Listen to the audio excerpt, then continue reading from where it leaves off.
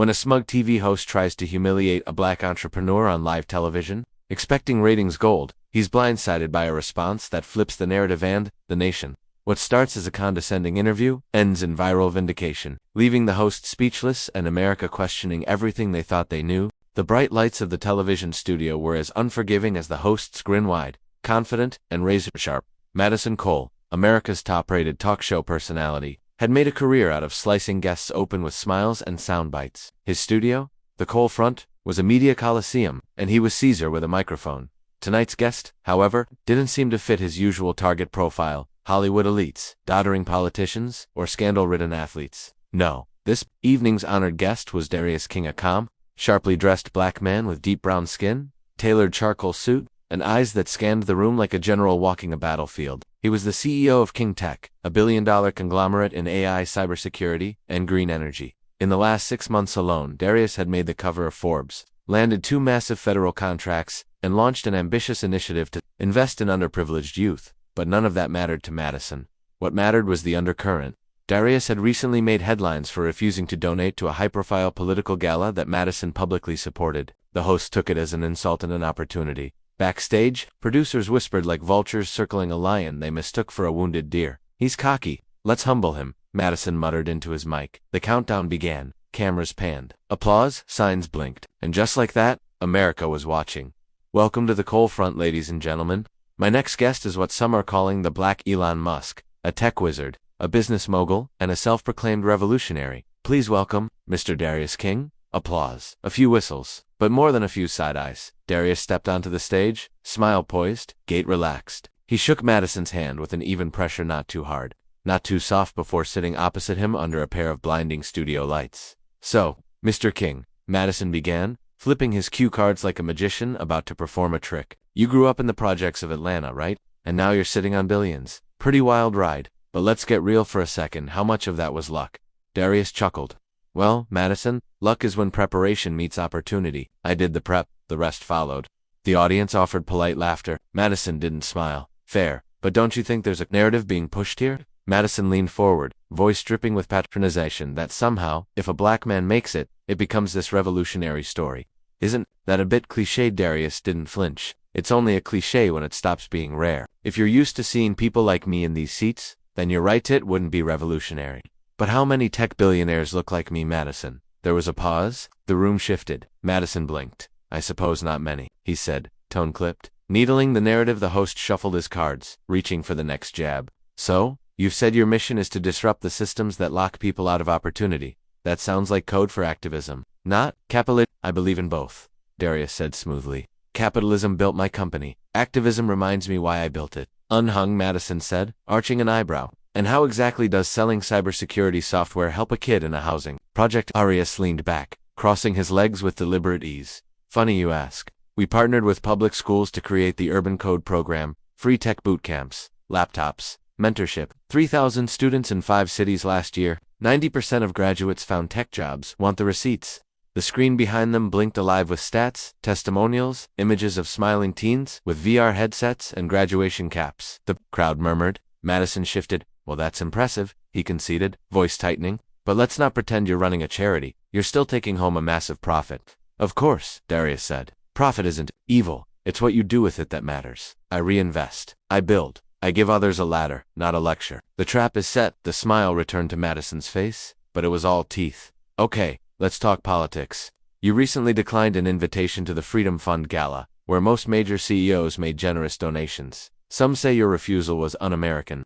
Darius' smile didn't fade. "Un-American, because I didn't pay for a plate of rubber chicken and photo ops with billionaires in tuxedos." Laughter bubbled from the audience. Madison wasn't amused. "You could have supported the cause." "I do support causes, just not ones that treat diversity as a tax write-off. Real change isn't cocktail or charity. It's investment in real people, real lives. That's why I fund financial literacy programs, not fancy dinners." "Are you accusing other CEOs of performative allyship, if the shoe fits?" Madison faltered. For the first time in the segment, he wasn't leading the dance. The audience had picked a new favorite. Microaggressions, macro impact, trying a new angle. Madison smirked and said, "Let's be real, Darius. You don't sound like the hood anymore. Lost your roots." The air grew cold. A few gasps. One woman in the back visibly stiffened. Darius turned slowly to the camera. "Let's talk about that." he said calmly. Because I want every young black kid watching this to hear me clearly. You don't have to speak slang to be valid. You don't have to play small to fit their expectations. You can code switch or not. You can rise and still be real. Applause thundered. And Madison, Darius added, turning back to the host. If you think my diction defines my identity, then you've been watching too many stereotypes, not studying success. The live-wire moment the producers were whispering. Frantically, Madison's earpiece buzzed. Change the tone, a voice warned. He's trending. But Madison pushed ahead. Darius, let me ask, do you really think racism still affects people like you? You're clearly doing just fine. Darius leaned forward, locking eyes with him. The smile was gone. You don't measure racism by my bank account. You measure it by the hurdles I had to jump to get here. By the funding I was denied until I walked in with a white co-hunder. By the way I'm treated differently in boardrooms. Until someone Googles my net worth. By how you ask that question as if one man's success disproves a system. Silence. Pure, heavy silence. Then, a slow clap? Then a standing ovation. Not orchestrated, not prompted, just real. Madison looked dazed. He wasn't the predator anymore. He was prey and the nation was watching. America reacts in real time by the time the segment cut to commercial. Social media was ablaze. Darius King, #King, Clapback, #Cole exposed, clips, flooded TikTok, Twitter, and Instagram. Darius quotes became memes, then mantras. Celebrities reposted. High school teachers played the segment in classrooms. Activists cheered. CEOs squirmed. Within 24 hours, King Tech's website saw a 500% surge in traffic. Applications for urban tripled. Meanwhile, the Cole front faced a petition demanding an apology, citing racial insensitivity and condescension masked as journalism. Closing the show, opening a movement as the credits rolled, Madison attempted to regain control. Well, that was certainly passionate. Darius. Final word. Darius stood, straightened his jacket, and looked into the camera one last time. Don't confuse calm with complacency. Don't confuse success with surrender. And never, ever mistake access for acceptance. We're not just trying to get in the room anymore. We're building our own. And just like that, he walked off stage head high. Mic untouched. Madison stared after him, momentarily speechless. For the first time on his own show, he'd been outplayed not with aggression, but with intelligence, dignity, and truth. The clip had gone viral overnight, not just viral, seismic, like an earthquake rumbling through every corner of America's consciousness. The video of Darius King dismantling Madison Cole's smug questions hit 23 million views in under 12 hours. By the next day, it had crossed 60 million. People weren't just watching it, they were quoting it, debating it, teaching it. Classrooms were pausing morning lectures to play it. Podcasts devoted episodes to dissecting it. Civil rights lawyers and media watchdogs called it a pivotal cultural moment. But for Darius King, the morning after was just another sunrise. The calm after the storm. He stood on the balcony of his Atlanta penthouse, the city's skyline stretching out like a sea of opportunity. A hot mug of Ethiopian coffee warmed his hands. His phone vibrated every few seconds, texts, emails, press requests, but he ignored them all. He wasn't chasing clout. He was focused. Across the living room, his chief of staff, Camille Parker, was pacing barefoot with her tablet in hand. You broke the internet, she said without looking up. Darius nodded. About time someone broke something useful. Camille smiled. Urban Code's waitlist just jumped to 12,000 applicants. We're being asked to expand to Detroit, Oakland, Philly, Houston, even Anchorage, Alaska. He chuckled. Alaska, that's wild. And your inbox. Oprah, Gayle, CNN, Trevor Noah, Colbert, they all want you. You're America's new truth teller. He raised an eyebrow, or America's favorite threat, depending who's watching. She didn't argue. Backlash bruised. Everyone saw the moment as triumphant. Conservative pundits labeled Darius a race-baiting opportunist. Headlines from outright blogs read, Tech Tyrant Lectures America on Oppression While Sipping Champagne. On the Patriot Line, a viral podcast host ranted, Darius King is dangerous. He's not angry, he's articulate. He's persuasive. That's scarier than any protest. Meanwhile, Madison Cole's PR team scrambled for damage control. The host released a bland statement. I believe in open dialogue. Passionate moments are part of that. I respect Mr. King and wish him well. But behind the scenes, Madison was seething. He called his executive producer into his office and slammed his fist on the desk. I want everything on this guy. Everything. College records, business partners, anything shady he's touched, I want it out. The producer hesitated. We dig too hard. It'll look like retaliation. Madison sneered. It is retaliation. Origin story resurface while Madison plotted. The rest of the country wanted to know, who exactly is Darius King? And so, the backstory began to spread. He'd grown up in Atlanta's Bowen Homes projects, one of the toughest neighborhoods in the South. His mother, a nurse who worked double shifts, taught him resilience. His father, who died when Darius was 12, left behind a broken-down Chevy and a bookshelf of biographies. Darius, read them all. He taught himself coding on an old Gateway PC salvaged from a church basement. By age 15, he'd built a digital payment app that helped local barbers and corner stores accept online payments. By 18, he was offered scholarships from MIT, Stanford, and Georgia Tech. He chose Georgia Tech, stayed close to home. Started King at 22. Within a decade, he turned it into one of the most influential black-owned companies in America. But it wasn't the wealth that captivated the public. It was the humility, the work, the unwavering commitment to lifting others with him. Enemies in high places. As Darius's popularity surged, an unseen storm was forming. At a luxury cigar lounge in D.C., several CEOs, white, powerful, and politically connected, sat brooding over Darius' rising fame. "He's setting a dangerous precedent," said one. "Black wealth? Fine, but black leadership with national influence? That's different," another added. "He's inspiring people we've kept out of boardrooms for decades. You think urban code ends with boot camps? He's building a political base." They raised their glasses, but their smiles were brittle. "I hear Madison's got something brewing." A twist in the tale. 3 days after the interview, an anonymous blog surfaced. Headline: The Untold Truth About Darius King's Rise. Did he really build it alone? The article alleged that one of Darius' early contracts was won through favoritism, implying political connections, hush money payments, and backdoor deals. The claims were vague. No hard evidence, just insinuation, but the smear caught fire. Madison Cole devoted a full segment to it. "Questions are being asked," he said. "Where there's smoke, is there fire?" Within hours, the stock price of King Tech dipped 12%. Influencers began distancing themselves. Even some allies issued statements like, "If these allegations are true, it's deeply disappointing." Camille burst into Darius's office. "You want me to fight this online?" He shook his head. "No, let them talk. But I've dealt with worse than rumors. The investigation begins behind the scenes." Darius wasn't idle. He called in his legal team, civil rights attorneys, digital forensics experts, crisis managers, not to silence the rumors, but to trace them. "Don't just respond," he said. And so they did. In 2 days, they traced the blog to a shell company registered in Delaware. From there, to a PR firm in D.C. From there, to an executive assistant linked to none other than Madison Cole's studio. They compiled emails, invoices, and timestamps. Ironclad proof. But Darius didn't release it immediately. He waited. He had a plan, a strategic masterstroke. Instead of going on the defensive, Darius made a surprise announcement at a live conference in Atlanta. Standing in front of 5,000 young entrepreneurs and broadcasted to millions online, he said, "You've heard the noise. Let me offer clarity." He played a clip of Madison's smear segment on a massive screen. Then, he shared the digital trail. The evidence, the lies, and now, he said, "I'm taking action not just for myself, but for everyone who's ever been targeted for speaking truth to power." He announced a new initiative, Project Unfiltered, a coalition of lawyers, journalists, and tech developers committed to fighting misinformation and targeted media attacks, especially against marginalized voices.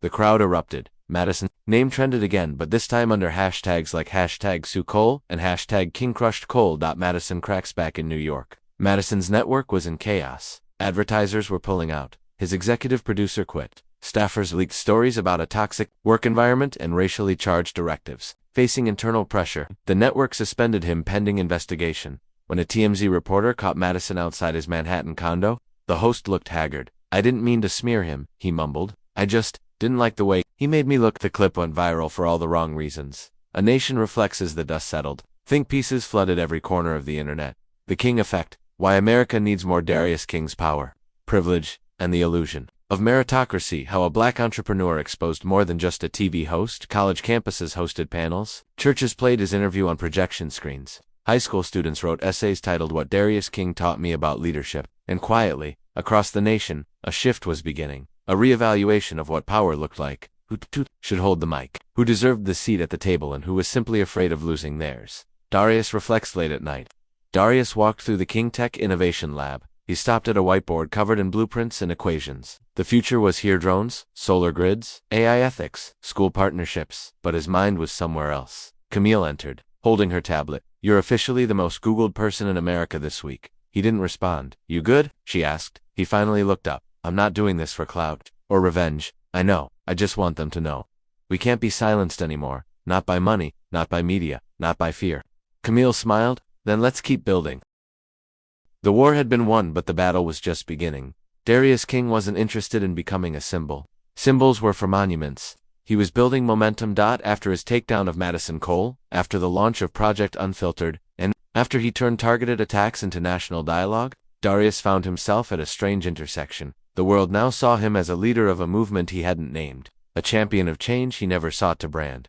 But if power had come, he would wield it with purpose. And soon, he would make the boldest move of his career, one that would change the fabric of corporate America and leave even his supporters stunned. Rewriting the playbook 3 weeks after Madison Cole's collapse, Darius unveiled a new initiative from the heart of Chicago. This time, it wasn't just a tech project or a charitable foundation. It was a corporate insurgency. The King Protocol. It wasn't just a catchy name. It was a revolutionary framework, a public open-source blueprint for ethical capitalism. It challenged Fortune 500 companies to adopt transparent diversity hiring, financial reinvestment in underserved communities, executive accountability metrics, and a national internship pipeline for students from marginalized backgrounds. Power doesn't trickle down, Darius declared at the launch.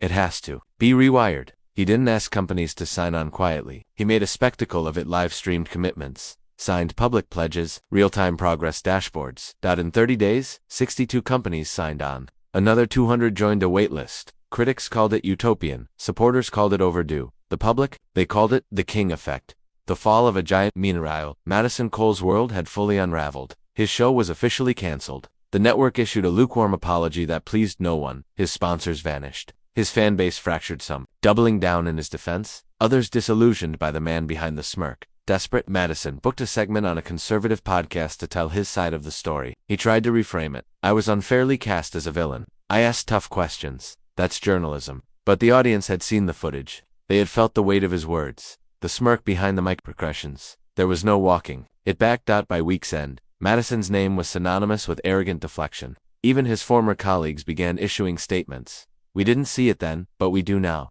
Justice hadn't come through. Rajat had arrived through precision, through a man who didn't flinch. Confrontation revisited when a national journalism summit in New York City invited Darius King to headline their keynote. Most expected a panel or speech, but what no one expected was this: a live, one-on-one conversation between Darius King and Madison Cole. The organizers called it a courageous dialogue. The world called it must-see TV. The return to the chair of the stage was minimalist. 2 chairs, 1 table, no distractions. The room buzzed with press, influencers, students, and scholars. Millions tuned in live, millions more waited for the clips. Madison walked out first, older, humbler, quieter. He didn't wear a tie. Then Darius appeared, charcoal suit, unbothered expression, energy sharp as ever. They shook hands, no smiles. The moderator welcomed them, then stepped back. And just like that, the stage was theirs. Atonement or optics? Madison began. I want to start by saying, I mishandled that interview. I asked questions that were laced with assumptions. I didn't listen. I dismissed.